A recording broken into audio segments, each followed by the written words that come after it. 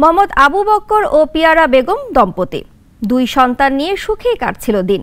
2021 সালে তাদের পরিবারে নেমে আসে অন্ধকার। ট্রিপ নিয়ে ঢাকা আসার পথে পুলিশের হাতে গ্রেফতার হন গাড়ি চালক আবু বক্কর। 6 মাসের মধ্যে মামলা নিষ্পত্তিতে আদালতের নির্দেশ থাকলেও 4 বছরে মেলেনি জামিন। পরিবার প্রধানের এমন পরিণতিতে কষ্টে দিন কাটছে স্ত্রী ও সন্তানের। শামীম খানের ক্যামেরায় অলিউর রনের রিপোর্টে বিস্তারিত।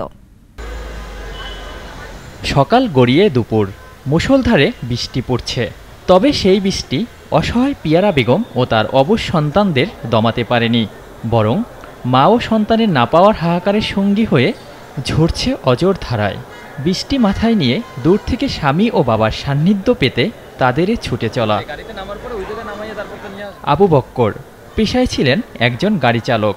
চাঁপাইনবাবগঞ্জের তৎকালীন পৌর মেয়র মোকলেছুর রহমানের গ্রামীণ ট্রাভেলস পরিবহনে কর্মরত ছিলেন 3 বছর ধরে।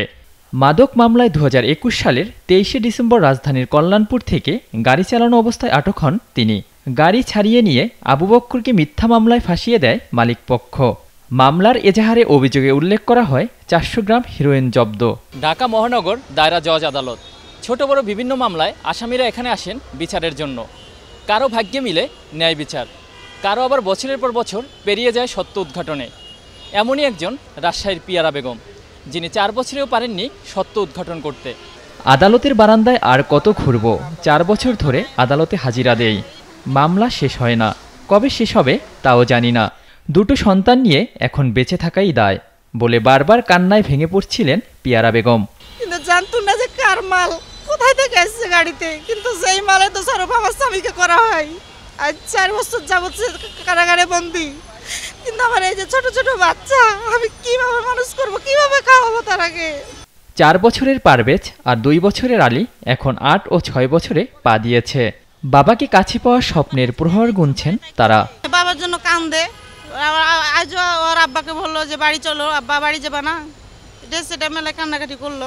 ভুক্তভোগী পিয়ারা বেগমের সঙ্গে কথা বলার পরে মামলা নিয়ে জানতে চেয়েছিলাম আইনজীবীর কাছে। বললেন মানবিক দিক থেকে দাঁড়িয়েছেন পিয়ারা বেগমের পাশে এবং শেষ পর্যন্ত ন্যায় বিচারের জন্য লড়ে যাবেন তিনি।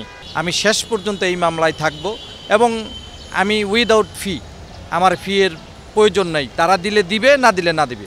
শুধু পিয়ারা বেগম নয়, আদালত প্রাঙ্গণে ন্যায় বিচারের আশায় দীর্ঘদিন ধরে অপেক্ষায় আছেন এমন অনেকে। তবে সকলেরই চাওয়া দ্রুত নিষ্পত্তি হোক সকল মামলা।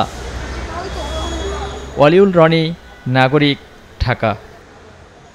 250-টিরও বেশি ডিজাইন অপশন নিয়ে ওয়ালটন স্মার্ট ফ্রিজ, বোঝে আপনার প্রয়োজন।